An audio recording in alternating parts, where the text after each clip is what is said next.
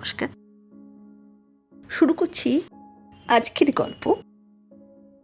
প্রখ্যাত সাহিত্যিক ঔপন্যাসিক শ্রী প্রভাত কুমার মুখোপাধ্যায়ের একটি ছোট গল্প, আধুনিক সন্ন্যাসী। গল্পটি মাঘ 1311 সালে প্রকাশিত হয়েছিল।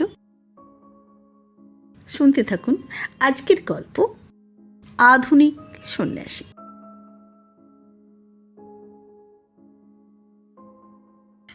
বাঁকিপুরে কলেজে পড়িতাম। হিন্দুয়ানির দিকে ঝোঁকটা অত্যন্ত প্রবল ছিল। মস্তকে প্রকাণ্ড একটি শিখা ছিল। প্রত্যহ প্রাতে উঠি গঙ্গা স্নান করিয়া আসিতাম। মাছটা খাইতাম, কিন্তু মাংস খাইতাম না। আমাদের মেসের বাসায় সপ্তাহে একদিন করিয়া মাংস হইত। সেদিন ম্যানেজার আমার জন্য পায়েসের বন্দোবস্ত করিতেন। বাঁকিপুরে একটি মহাদেব স্থান আছে, সেখানে প্রায়ই গিয়ে ঘুরিয়ে বেড়াইতাম। যদি কোনো সাধু মহাত্মার দর্শন পাই। সাধুর দর্শন মোটেই দুর্লভ ছিল না, কিন্তু সাধু মহাত্মার দর্শন কখনো ঘটে নাই। অধিকাংশ সাধুই নিরক্ষর, শাস্ত্রজ্ঞান আদৌ নাই বলিলেই হয়। কেবল কতিপয় বাঁধা বলি মুখস্থ আছে, আর গঞ্জিকা ভস্য করিতে নিতান্তই সুনিপুণ। তবু তাহাদের কাছে গিয়া বসিয়া থাকিতাম। ধর্মতত্ত্ব বিষয়ে প্রশ্ন উত্থাপন করিতাম। তুলসীদাস বলিয়াছেন, সবসে বসি হো, সবসে রসি হো, সবসে মিলি হো ধায়, কে জানে কে ভেক মে নারায়ণ মিল যায়। আমি তখন বিএ ক্লাসে পড়ি। পরীক্ষার আর 5 দিন মাত্র বিলম্ব আছে। একজন আসিয়া সংবাদ দিল, গঙ্গা তীরে একজন যথার্থ সাধু আসিয়া উপস্থিত হইয়াছেন। শুনে আমি তৎক্ষণাৎ পুস্তকাদি বন্ধ করিয়া বাহির হইলাম। একাকী গঙ্গা তীরাভিমুখে প্রস্থান করিলাম। তখন বেলা 3টা। গঙ্গা তীরে স্নানের ঘাটগুলি হইতে দূরে একখানি খণ্ডে বাঁধা ক্ষুদ্র কুটির আছে। সেইখানে সাধু বাবা আশ্রম স্থাপন করিয়াছেন। আমি নগ্ন পদে সেখানে গিয়ে উপস্থিত হইলাম। দেখিলাম 3-4 জন হিন্দুস্থানি ব্যক্তি সাধু বাবার কাছে বসিয়া আছে। সাধু বাবা হিন্দিতে তাহাদের সঙ্গে আলাপ করিতেছেন। আমি একটি শাল পাতার ঠোঙাই করিয়া কিঞ্চিৎ মিষ্টান্ন লইয়া গিয়াছিলাম। সেই মিষ্টান্ন এবং একটি শিকি সাধু বাবার পদপ্রান্তে রাখিয়া তাহাকে প্রণাম করিলাম। দেখিলাম অন্যান্য ভক্তগণের উপহারও সেখানে রক্ষিত রহিয়াছে। সাধু বাবা হিন্দুস্থানি কয়েকটির সঙ্গে তুলসীদাসের রামায়ণ সম্বন্ধে আলাপ করিতে লাগিলেন। বলিতে লাগিলেন, দেখো, আমি বাঙালি, আমাদের বাংলা রামায়ণ আছে, কিন্তু তুলসীদাস তাহার গ্রন্থে ভক্তিরসের যেরূপ ফোয়ারা তুলিয়াছেন, সেরূপ আমাদের রামায়ণে নাই। বলি তিনি তুলসীদাস হইতে নানা স্থান আবৃত্তি করিয়া যাইতে লাগিলেন। এ ব্যাপারে আমার মনে যেন একটু খটকা লাগিল। কথাটা যেন একটু খোসা মদের মতো শোনাইতেছে না? খরিদ্দার খুশি করার মতো, কাজ হাসিল করার মতো। আমাদের গ্রামে একটি বিধবা ছিলেন। পত্র লেখাইবার প্রয়োজন হইলে আমার কাছে আসিয়া বলিতেন, আহা, রাজুর হাতের নেকাগুলি যেন মুক্তোর মতো, একখানি চিঠি নিকে দেবে বাপধন। হিন্দুস্থানীরা প্রণাম করিয়া চলিয়া গেল। তখন সাধু বাবা প্রণামীর পয়সাগুলি জড়ো করিয়া গনিয়া দেখিলেন। সিকি, দুয়ানি ও পয়সা অনেকগুলি হইয়াছিল। গনি বাবাজির মুখ উৎফুল্ল হইয়া উঠিল। আমি তখন মনে ভাবিতেছি, ইনিও একটি ভণ্ড সাধু। আমার সময় ও অর্থ ব্যয় বৃথা হইয়াছে। কিন্তু পরক্ষণেই সাধু বাবা যে কথা বলিলেন, তাহাতে আমার পূর্বভাব তৎক্ষণাৎ তিরোহিত হইল এবং মন ভক্তিতে পূর্ণ হইয়া উঠিল। সাধু বাবা বলিলেন, আজ প্রণামীতে প্রায় 1 টাকা পাইয়াছি।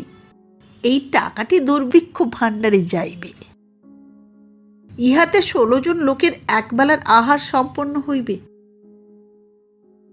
আমি অনেক সাধুর সঙ্গে বেড়াইয়াছি, কোনো সাধুর মুখে তো কখনো দুর্ভিক্ষ ভাণ্ডার বা ক্ষুধার্ত ব্যক্তির প্রতি মমতার কথা শুনি নাই।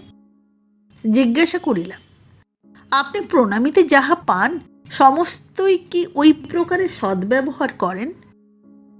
সমস্ত, একটি কপর্দকও আমি রাখি না। তবে আপনার চলে কি করিয়া? তিনি আমার প্রদত্ত ও অন্য কয়েকটি মিষ্টান্নের ঠোঙা দেখাইয়া বলিলেন, এই দেখো, আমার কি ক্ষুধায় মরিবার উপায় আছে? আমি বলিলাম, আপনি সন্ন্যাসী মানুষ, নানা স্থানে পাহাড়ে জঙ্গলে ঘুরিয়ে বেড়ান। এমন তো অনেক দিন হইতে পারে যে ভক্তের উপহার আসিয়া পৌঁছিল না, সেদিন কি করেন? সাধুবাবু বলিলেন, একটু ভুল করিয়াছ, ইহা ভক্তের উপহার নহে, ভগবানেরই উপহার। আমার কাজ আমি করিয়া যাই, তাহার কাজ তিনি করেন। মনে হইল লোকটি ভক্তির উপযুক্ত বটে। কিয়ৎক্ষণ পরে তিনি জিজ্ঞাসা করিলেন, তোমার নাম কি? রাজীব লোচন ঘোষাল। আমার অন্যান্য পরিচয় তিনি জিজ্ঞাসা করিলেন। সমস্তই বলিলাম। সব শুনিয়া তিনি বলিলেন, তোমার পরীক্ষার আর 5 দিন মাত্র বিলম্ব আছে, আর তুমি পাঠে অবহেলা করিয়া ঘুরিয়া বেড়াইতেছ। আমি বলিলাম, অর্থ করি বিদ্যায় আমার চিত্ত নাই। সাধু মহাত্মাগণের সঙ্গই আমার পক্ষে আনন্দপ্রদ। সাধু বাবা কিয়ৎক্ষণ নীরব থাকিয়া বলিলেন, দেখো, পথ অনেক আছে, যে যে পথ অবলম্বন করিয়াছে তাহার পক্ষে সেই পথ ধরিয়া চলাই কর্তব্য। এক পথে দাঁড়াইয়া অপর পথের পানে প্রলুব্ধ দৃষ্টিপাত করিলে অপর পথেও তুমি পৌঁছিলে না, অথচ যে পথে আছো সে পথেও অগ্রসর হইতে পারিলে না।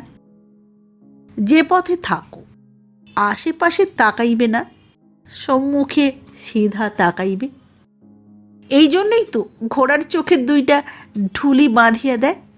ঘোড়া কেবলই সম্মুখের পথই দেখিতে পায়, সম্মুখে ছুটিয়া চলে।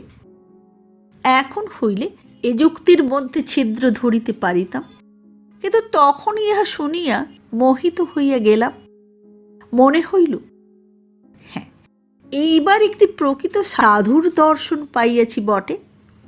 তাহার নিকট ধর্মোপদেশ শ্রবণ করিতে আমার একান্ত আকাঙ্ক্ষা দেখি বলিলেন, আগে আরব্ধ কার্য সমাপ্ত করো, পরীক্ষা হইয়া যাওক, তাহার পর আমার কাছে আসিও।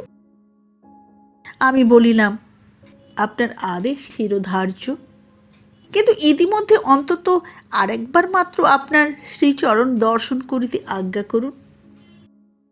তোমার পরীক্ষা কবে? এই সোমবার দিন। আচ্ছা, সোমবার প্রভাতে একবার আমার কাছে আসিও। আমার শ্রীচরণ দর্শন করিবার জন্য নহে, তোমার পরীক্ষা সম্বন্ধে তোমায় কোনো আবশ্যক কথা বলিব। কিয়ৎক্ষণ কথোপকথনের পরে আমি উঠিবার সংকল্প করিতেছি। সাধু বাবা বলিলেন, সাধু সেবা করিবার তোমার বড়ই আকাঙ্ক্ষা, একটি কাজ করো দেখি। আমি যেন নিজেকে ধন্য মানিয়া বলিলাম, আজ্ঞা করুন। বাবা বলিলেন, ওইখানে কমণ্ডলটা আছে, গঙ্গা হইতে জল ভরিয়া লইয়া আইসো। আমি জল আনিয়া রাখিলাম। সাধু বাবা অন্যদিকে চাহিয়া অন্য মনে বলিলেন, থ্যাঙ্কস। সাধু সন্ন্যাসীর মুখে থ্যাঙ্কসও এই প্রথম শুনিলাম। তাহাকে প্রণাম করি বিস্ময় ও আনন্দপূর্ণ হৃদয়ে বাসায় ফিরিয়া আসিলাম। বাসায় আসিয়া পাঠে মনোনিবেশ করিলাম। এই 5 দিন অনবরত অধ্যয়ন করিয়া পরীক্ষার দিন প্রভাতে উঠিয়া সাধু দর্শন করিতে চলিলাম। আমার পরীক্ষা সম্বন্ধে কি আবশ্যক কথা সাধু বাবা বলিবেন, এ বিষয়ে আমার মনে একটা কৌতূহল হইয়াছিল। বাসার সকলের কাছে সাধু বাবার গল্প করিয়েছিলাম। কেহ কেহ বিদ্রুপ করিয়া বলিয়েছিল, বোধহয় কোনো প্রশ্ন টশ্ন বলে দেবেন, ওদের ভূত ভবিষ্যৎ সবই জানা আছে কি না, বোধহয় কোনো প্রশ্ন টশ্ন বলে দেবেন। আর একটা কথা বলিতে ভুলিয়েছি, গুজব শোনা গিয়েছে ওই সাধু বাবা ইংরেজিতে একজন বুৎপন্ন লোক, তিনি নাকি MA পাস। সুধাংশুবাবু নামক আমার একজন সহপাঠী, তিনি MA পাস শুনিয়া ঠাট্টা করিয়া বলিলেন, MA পাস না হাতি পাস। তাহার পর হইতে রাগে সুধাংশুবাবুর সহিত আমি আর ভালো করিয়া কথা কহিতাম না। গঙ্গা তীরে গিয়া প্রথমে স্নান করিলাম। স্নানান্তে সিক্ত বস্ত্রখানি হস্তে লইয়া সাধু বাবার কুটিরের উদ্দেশ্যে যাত্রা করিলাম। তখন সেইমাত্র সূর্যোদয় হইয়াছে। গিয়া দেখিলাম কুটিরের সম্মুখে অগ্নিকুণ্ড জ্বলিতেছে। তাহার সম্মুখে বসিয়া সাধু বাবা ধ্যানস্থ। কিয়ৎক্ষণ বসিয়া থাকার পর সাধু বাবা নয়ন উন্মিলন করিলেন। আমি প্রণাম করিলাম। তিনি বলিলেন, আজ তোমার পরীক্ষা? আগে হ্যাঁ। তোমায় আজ কিছু বলিব বলিয়াছিলাম, তাহা অতি সামান্য কথা, অথচ প্রয়োজনীয় কথাও বটে। দেখো, আর্য ধর্মে পুরাকাল হইতে ফুল দিয়ে দেবতার পূজা করিবার কেন ব্যবস্থা আছে বলিতে পারো? কেন ব্যবস্থা আছে বলিতে পারো? আমি বলিলাম, ফুল সুগন্ধপূর্ণ জিনিস, দেবতার প্রীতির জন্য ফুল দিয়ে পূজা করা হয়। সাধু বাবা বলিলেন, ভুল। দেবতা নির্বিকার, ফুলের গন্ধে তাহার প্রীতি হইবে কি করিয়া? না, ফুল দেবতার প্রীতির জন্য নহে, পূজকের প্রীতির জন্যই। ফুলের গন্ধে পূজকের মনে আনন্দের ভাব হইবে বলিয়া। আনন্দপূর্ণ মনে কোনো কার্য করিলে তাহা যেমন সফল হয়, সেরূপ আর কিছুতেই হয় না। তুমি বাসায় ফিরিবার সময় এক শিশি সুগন্ধি দ্রব্য কিনিয়া লইয়া যাইও। যদি দেশি পাও তো বিলাতি কিনিও না, কারণ দেশীয় শিল্পের উৎসাহ বর্ধন করা আমাদের সকলের কর্তব্য। সেই সুগন্ধি রুমালে চাদরে একটু মাখিয়ে পরীক্ষালয়ে যাইবে। মন ভালো থাকিলে ভালো লিখিতে পারিবে। আরও 2-4 কথার পর জিজ্ঞাসা করিলেন, তোমাদের শেক্সপিয়ারের কি কি নাটক পাঠ্য আছে? আমি বলিলাম, হ্যামলেট, জুলিয়াস সিজার ও টেম্পেস্ট। সাধুবাবু বলিলেন, আহা, হ্যামলেট! উহার তুল্য পুস্তক আর কোনো ভাষায় পাঠ করি নাই। বলি, to be or not to be, that is the question হইতে আরম্ভ করিয়া সুন্দর রূপে আবৃত্তি করিলেন। সাধু বাবা যে MA পাস, এ সম্বন্ধে তখন আর আমার অনুমাত্র সন্দেহ রহিল না। বাসায় ফিরিলে অনেকে আমাকে জিজ্ঞাসা করিল, কি হে, বাবাজি কি বললেন? আমি সকল কথাই বলিলাম। শুনিয়া 2-1 বলিল, দেখো, লোকটা MA পাস হোক না হোক, বুজরুক নয়। কেহ বলিল, লোকটার উপর ভক্তি হচ্ছে, পরীক্ষাটা হয়ে যাক, একদিন দেখতে যেতে হবে। লোকটার উপর ভক্তি হচ্ছে। আমি মনে মনে অত্যন্ত গর্ব অনুভব করিতে লাগিলাম। ভাবিয়া রাখিলাম, পরীক্ষাটা হইয়া যাক, ইহাদিগকে একবার লইয়া দেখাইয়া আনিব। সাধু বাবা কিরূপ অসাধারণ ব্যক্তি, ইংরেজি সাহিত্য সম্বন্ধে কথা তুলিয়া বিশেষত সুধাংশুকে দেখাইব। সাধু বাবা কিরূপ সুপণ্ডিত ব্যক্তি। পরীক্ষা হইয়া গেল। সেই দিন সন্ধ্যাবেলায় বাসার কয়েকজন লইয়া সাধু দর্শনে চলিলাম। গর্বে আমার বক্ষ স্ফীত হইতে লাগিল। এই সাধু বাবা যেন বিশেষ করিয়া আমারই সম্পত্তি, দেখুক সকলে, দেখিয়া বিস্ময়ে আপ্লুত হোক। যাহারা গৈরিক বসনে জটা ধারণ করিয়া ভস্ম মাখিয়া বেড়ায়, তাহারা যে সকলেই ঠগবাজ ভণ্ড সাধু নহে, তাহা দেখুক উহারা। মাঠের ভিতর দিয়া গঙ্গা তীরে যাইতে হয়। বিজয়ী বীরের ন্যায় সগর্বে পদক্ষেপ করিয়া অগ্রে অগ্রে যাইতে লাগিলাম।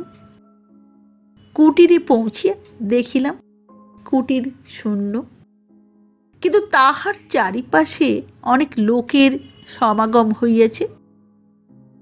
সাধু বাবা কোথায় জিজ্ঞাসা করায় কতিপয় লোক বলিল, সাধু বাবা। এই কতক্ষণ হইল সাধু বাবাকে পুলিশে ধরিয়া লইয়া গেল। তিনি কলকাতার বেঙ্গল ব্যাংকে জাল চেক ভাঙাইয়া 20,000 টাকা লইয়া সটকাইয়াছিলেন। ওয়ারেন্ট বাহির হইয়াছিল। এই কতক্ষণ হইল ডিটেকটিভ পুলিশ আসিয়া তাহাকে গ্রেফতার করিয়া লইয়া গেল। আমি বজ্রাহতের ন্যায় দাঁড়াইয়া রহিলাম। সৌধাংশু আমার পানে চাহিয়া ফিক করিয়া হাসিতে লাগিল। হাতে বন্দুক থাকিলে আমি তাহাকে গুলি করিয়া ফেলিতে পারিতাম। নমস্কার। আধুনিক সন্ন্যাসী গল্পটি পাঠ করে শোনালাম। আবার দেখা হবে আগামী পর্বে একটি নতুন গল্প নিয়ে। আজকের মতো নমস্কার।